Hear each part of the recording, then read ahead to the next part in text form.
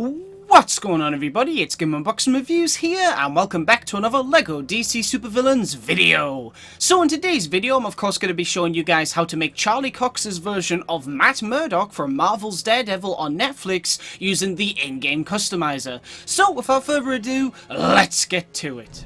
Alright, so to start off with, we're of course going to head into Appearance, Head, Head, and then Head again, and you're going to scroll all the way to the bottom until we find Custom Head 31. And of course you want to make sure that the skin tone is this one right here. Then we're going to back out of there, go into Face Decal Color, which is the color of the eyebrows and beard, and we want this to be dark brown. For the Wrinkle Decal Color, just choose this one right here, and then for the accessories, we're of course going to be making Matt Murdock's iconic red glasses. So we're going to choose Glasses 2 in red. Nice! Now then, onto the hair.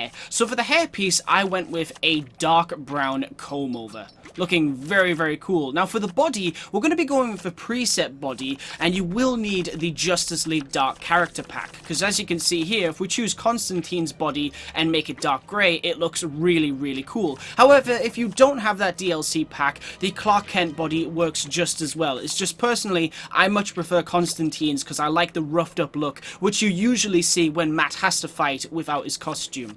Now then, for the arms, we're going to be going with the Bronze Tiger arms in dark grey, because it looks like creases in the suit, which is very cool. And then for the hips and legs, we're just going to go ahead and make both of them dark grey.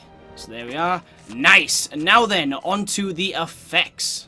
So we don't want a left-hand glow or a right-hand glow, but for the hit impact effects, we'll turn that on, we'll make sure it's style 1, and we're going to make the color black. Nice. And for the jump slam effect, we'll turn that on as well, like that, and we'll make it black as well. So we have less of an effect as possible, as you can see there. Alright, cool. Now then, onto the abilities. So we don't need to add anything to the tag button, but for the jump button, we're going to go to double tap X, double jump, turn that on, and we're going to go with jump style 4. But obviously, we don't want to add the hyper jump ability on hold X. Now for tap square, we're going to leave that, but for hold square, we're going to go to the lunge attack ability, so we'll turn that on and go with lunge style 2. Because you can see here, Matt runs towards an enemy and then kicks them or punches them. Nice! Now finally, of course, we want to go to tap circle and add the detective mode ability, so we're going to turn that on and make the color dark red. Alright, cool. So now, of course, we're going to move on to the skills.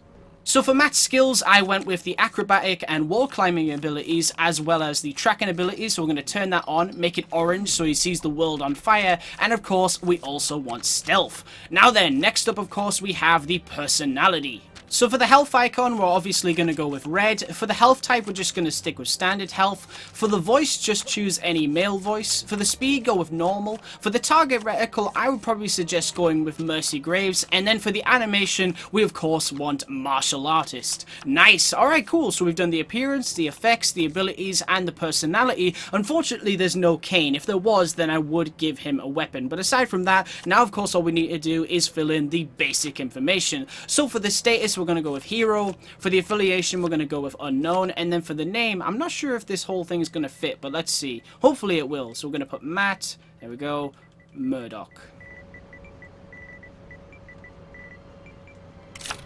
Yep, it did. Awesome. Alright, cool. So now, of course, what we're going to do is drop Matt Murdock into the hub world and see just what he can do. And here he is. This is, of course, my custom-made Matt Murdock made in LEGO DC Supervillains. Let's just get a good look at him right here. Now, I'm pretty happy with the way that this character turned out. The only thing I really don't like is that the body has some unwanted detail. But that is, of course, because this body originally belonged to John Constantine. I just wish that detail was black because it would fit perfectly with the black outline around the suit. But oh well, it's not that much of a big deal.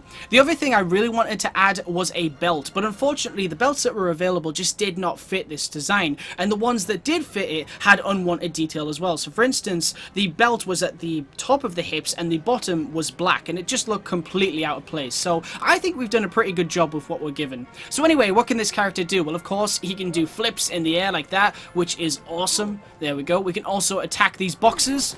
Yep, there we go, that's awesome as well. And of course we also have this lunge ability, like this.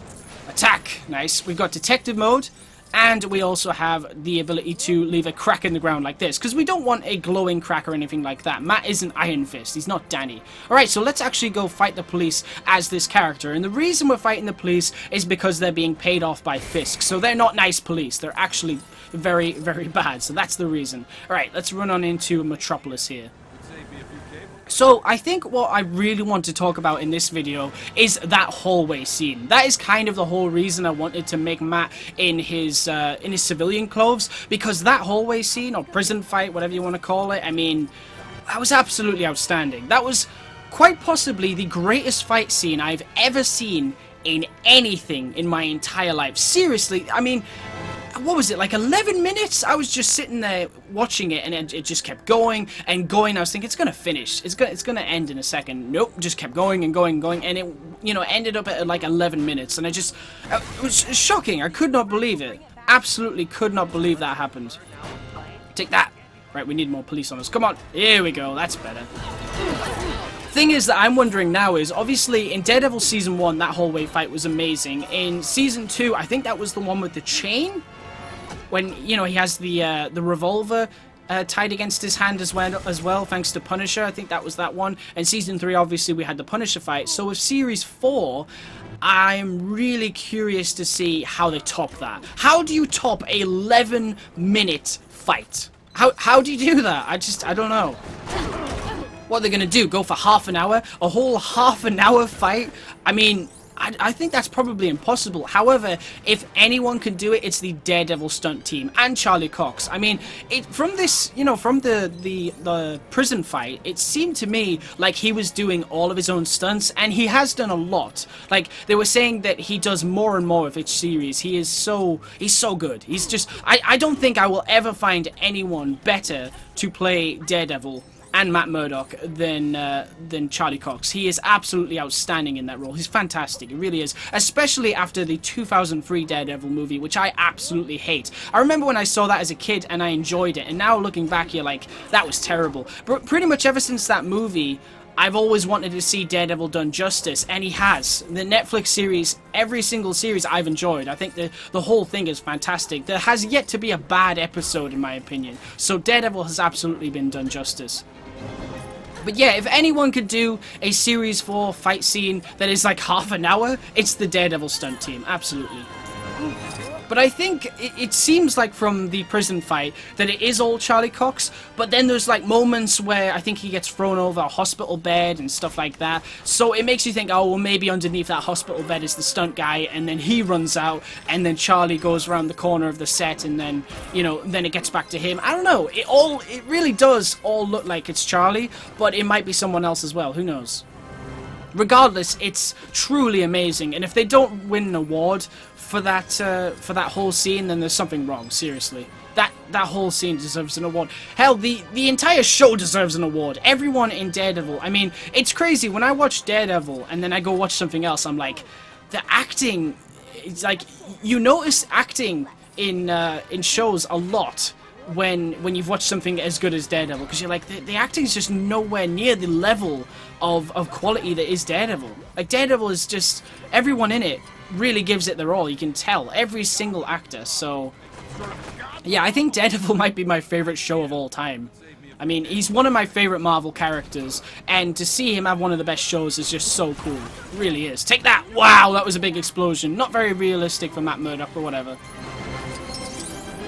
I do hope that maybe one day we'll actually get like an official Lego Matt Murdock to play as in a video game. That would be pretty cool. I don't know if he'd have a suit up or anything, but it would be cool to see him attack with his walking stick or something like that. That would be interesting. I also really want to see Charlie Cox's Daredevil take on Wilson Fisk with Tom Holland's Spider-Man. I think that's something we all want to see. I mean, you know, obviously, spoiler alert for Series 3. I'm sure you guys have seen it if you're watching this video. But seeing as how Fisk survives, I think it would be cool if they set up the next story around a movie. Maybe it's a Spider-Man movie, and that is why Daredevil gets involved. That would be really cool. I think if any character deserves to be in the movies that's on TV, it's Charlie Cox. He has absolutely deserved that. He really has. Same goes for John Bernthal as well. I mean, I know he's only had one series, plus he was in Daredevil Series 2, and he's getting Series 2 next year, but both of them, they deserve to be in the movies. They're flawless. Absolutely flawless. I cannot believe it hasn't happened yet. It's bizarre. It's completely bizarre. I don't understand it. Whoa. Take that. There we go.